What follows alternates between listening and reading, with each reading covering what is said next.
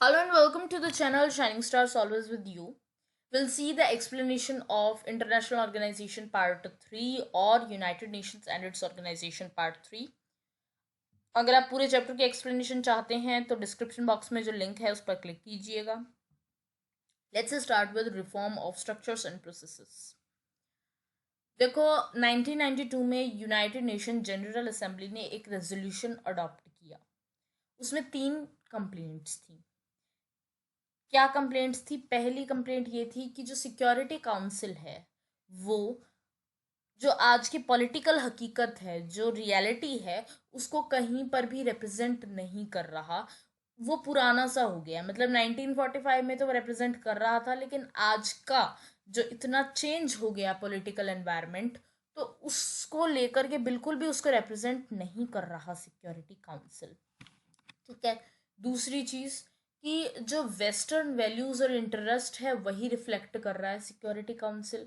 और कुछ पावर्स हैं जो सिक्योरिटी काउंसिल को डोमिनेट कर रही हैं. ठीक है. जो वेस्टर्न पावर्स हैं, जो यूके है, फ्रांस है, यूएस है, यही डोमिनेट कर रही हैं और इन्हीं के इंटरेस्ट पर सिक्योरिटी काउंसिल चल रहा है. और तीसरा, ये इक्विटेबल रिप्रेजेंटेशन जो है वो लैक कर रहा है. मतलब इसमें रिप्रेजेंटेशन बिल्कुल भी सही नहीं है. आपको मैंने पिछले पार्ट में बताया था कि जो सिक्योरिटी काउंसिल है वो एक यूएन का ही पार्ट है, यूनाइटेड नेशन सिक्योरिटी काउंसिल. इसके बारे में ही हम आगे पढ़ेंगे और इसी की प्रॉब्लम्स भी हम आगे पढ़ेंगे. तो अभी तो यूनाइटेड सिक्योरिटी काउंसिल के अगेंस्ट जो यूएन का एक पार्ट है उसके अगेंस्ट ये 3 चीज़ें आ गई थी. अब 1 जनवरी 1997 को UN general secretary general Kofi Annan ने एक इंक्वायरी बिठाई कि कैसे यूएन को रिफॉर्म करें और इसके जो सिक्योरिटी काउंसिल के मेंबर हैं वो कैसे चूज करें. काफ़ी सारे इसमें सजेशंस आप देख सकते हैं. एक नए मेंबर के यहाँ पर बता रखे हैं कि पहला तो वो एक मेजर इकोनॉमिक पावर होनी चाहिए. उनकी इकोनॉमी बहुत अच्छी होनी चाहिए, जीडीपी बहुत तेज़ी से ग्रो करनी चाहिए. देन उनकी मिलिट्री पावर बहुत अच्छी होनी चाहिए, new weapons, good technology. Okay. इसके अलावा उनका जो यूएन बजट में वो जो कंट्रीब्यूट कर रहे हैं वो भी बहुत बड़ा बजट होना चाहिए. देन जो पॉपुलेशन है उनकी वो भी बड़ी होनी चाहिए. और उनके नेशन में डेमोक्रेसी होनी चाहिए और ह्यूमन राइट्स की रिस्पेक्ट होनी चाहिए. ऐसे नहीं है कि कोई डिक्टेटरशिप बैठ करके ह्यूमन राइट्स को वायलेट कर रहा है. ठीक है. कोई डिक्टेटर बैठ करके ह्यूमन राइट्स को वायलेट कर रहा है.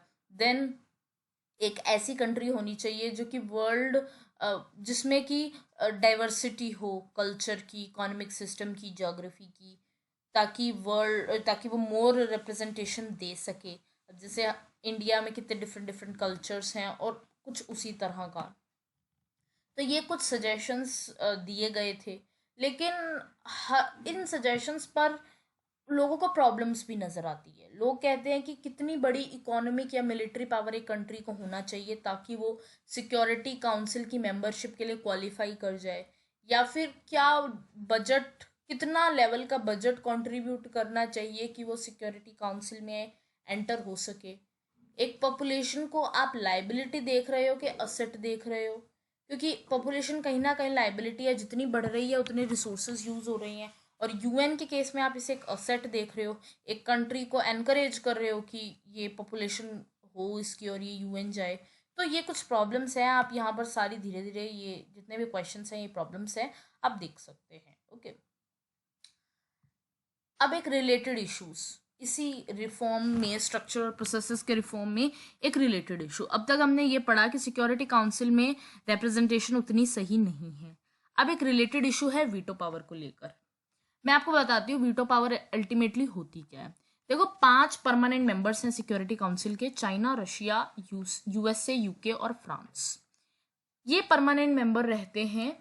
इनमें इनको प्रिविलेज्ड पोजीशन मिली हुई है सेकेंड वर्ल्ड वॉर के बाद से, ताकि ये वर्ल्ड में ऐसा माना जाता है कि इनको इसी वजह से मिली है ताकि ये स्टेबिलिटी लाएं. अब 10 नॉन परमानेंट मेंबर्स भी होते हैं सिक्योरिटी काउंसिल में. लेकिन परमानेंट मेंबर्स के पास 2 प्रिविलेज है. पहली कि ये परमानेंट रहेंगे. ठीक है. और दूसरी, इनके पास वीटो पावर होगी.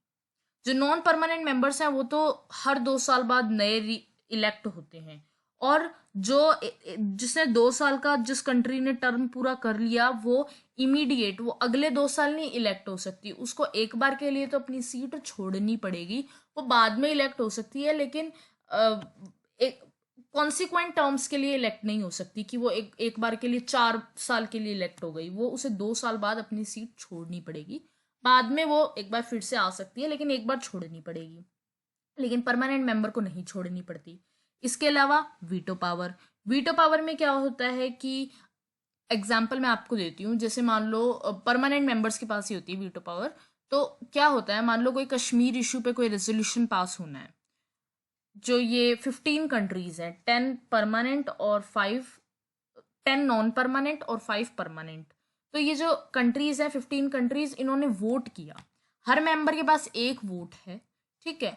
तो मान लो कि 14 कंट्रीज ने यस में वोट दे दिया, लेकिन चाइना, जो कि एक परमानेंट मेंबर है और जिसके पास वीटो है, अगर उसने नो कर दिया उस रेजोल्यूशन पर, तो वो रेजोल्यूशन पास नहीं होगा, इवन इफ 14 कंट्रीज ने उस रेजोल्यूशन पर हाँ की है, परमानेंट मेंबर्स को इंक्लूड करते हुए भी। अगर किसी भी परमानेंट मेंबर कोई भी रेजोल्यूशन पे नो कर देता है, चाहे कितने लोगों ने हाँ कर रखी हो, डजेंट मैटर, वो वीटो हो जाती है। That is veto power. वो रेजोल्यूशन पास ही नहीं होता, ठीक है। अब कुछ लोग ये इंसिस्ट करते हैं कि इन परमानेंट मेंबर्स की वीटो पावर को अबॉलिश कर देना चाहिए, क्योंकि ये तो कहीं ना कहीं इक्वालिटी और डेमोक्रेसी के अगेंस्ट है और रेलेवेंट भी नहीं है। ओके, अब लोग तो ये सोच रहे हैं कि वीटो पावर को अबॉलिश करो और ये सही नहीं है, लेकिन हो सकता है हम उतने रेडिकल स्टेप के लिए अभी तक तैयार नहीं है, क्योंकि अभी भी ये जो, अगर हम इनसे वीटो पावर ले लेंगे, क्योंकि जो परमानेंट मेंबर्स हैं वो तो नहीं छोड़ना चाह रहे ना अपनी वीटो पावर, और अगर हम इनसे लेने की कोशिश करेंगे तो हो सकता है ये अभी तक तो यूएन में बने हुए हैं, बाद में ये यूएन में अपना इंटरेस्ट ही खो दें कि ये बेकार फालतू ऑर्गेनाइजेशन है, हमें मतलब नहीं है, तुम निकलो, और अपनी मन मर्जी की करने लग जाएं वर्ल्ड में। तो उस चीज को रोकने के लिए कहीं ना कहीं इनका वीटो पावर में बने रहना जरूरी है, ठीक है। वरना ये अपना इंटरेस्ट ही खो देंगे यूएन में, और जो मतलब कोशिश करेंगे अपनी मन मर्जी की चलाने की। सो ये मेन चीज है। Then jurisdiction of the UN, side में एक कार्टून है, that's very unfair, it's actually weaker countries who need a veto, not those who already have so much power. यार वीटो तो गलत ही है, चाहे स्ट्रॉन्ग कंट्रीज को मिले चाहे वीक कंट्रीज को। वी कांट से कि वीक कंट्रीज को वीटो मिलना चाहिए, वीटो किसी को भी नहीं मिलना चाहिए। Okay, jurisdiction of the UN. बाकी आपका इस टॉपिक पर क्या ख्याल है, आप वो कमेंट सेक्शन में मुझे बता सकते हैं। Jurisdiction of the UN. अब हम यूएन के जुरिस्डिक्शन के रिफॉर्म्स देखेंगे। यहाँ पर यूएन ने क्या हुआ, 60 ईयर्स अपने कंप्लीट कर लिए थे 2005 में। तो सारी मेंबर कंट्रीज मिली थी और उन्होंने सेलिब्रेट किया था इस चीज़ को कि यूएन के 60 ईयर्स कंप्लीट हो गए, और सिचुएशन को भी रिव्यू किया कि क्या हमें ऐसे क्या मेथड्स अपनाने चाहिए कि यूएन ज़्यादा रेलेवेंट हो जाए आज के इस युग में। तो ये कुछ चीज़ें, कुछ स्टेप्स सोचे गए कि ये उठाने चाहिए। मीटिंग ने ये डिसाइड किया, पहला कि एक पीस बिल्डिंग कमीशन बनाएंगे, ठीक है। दूसरा कि अगर कोई गवर्नमेंट अपने खुद के सिटीजन्स को एट्रोसिटीज से नहीं बचा पा रही है, दंगे प्रॉब्लम्स से नहीं बचा रही है, तो इंटरनेशनल कम्युनिटी उसकी रिस्पॉन्सिबिलिटी लेगा, उसकी जो रिस्पॉन्सिबिलिटी है वो एक्सेप्ट करेगा। देन ह्यूमन राइट्स काउंसिल की इस्टेब्लिशमेंट होगी, जो कि ऑपरेशनल है 19 जून 2006 से। इसके बाद अग्रीमेंट्स हुए मिलेनियम डेवलपमेंट गोल्स को अचीव करने के लिए। ये मिलेनियम डेवलपमेंट गोल्स क्या हैं, आप मुझे कमेंट सेक्शन में बताएंगे, बहुत ही ईजी है, ज़रूर बताइएगा। देन टेररिज्म को कंडेम करते हैं हम, ठीक है, कि टेररिज्म को बिल्कुल भी एनकरेज नहीं किया जाएगा, बहुत कंडेम किया जाएगा, और इसकी जितनी भी फॉर्म्स है उनको बुरा बताया जाएगा, ठीक है। देन डेमोक्रेसी फंड की क्रिएशन, और इसके अलावा जो ट्रस्टीशिप काउंसिल है, जो इनएक्टिव है उसको वाइंड अप कर देंगे, ठीक है, उसको ख़त्म ही कर देंगे। अब ये कुछ चीज़ें हैं, कुछ क्वेश्चंस हैं, ये आप देख सकते हैं। That's not so important, so read कर लीजिएगा। देन यहाँ पर आप पीस कीपिंग ऑपरेशन देख रहे हैं, ज़रूर देख लेना, एक एक दो दो तो कर ही लेना, क्योंकि कई बार इससे भी क्वेश्चन आ जाता है कि नॉर्थ अमेरिका में कौन सा पीस कीपिंग ऑपरेशन हुआ, या फिर अफ्रीका में कौन सा पीस कीपिंग ऑपरेशन हुआ, किन कंट्रीज़ के बीच हुआ, तो आपको ये चीज़ पता होनी चाहिए, ठीक है। Okay, so this is the end of this video. If you liked, please to hit that like button, subscribe the channel, stay tuned for more.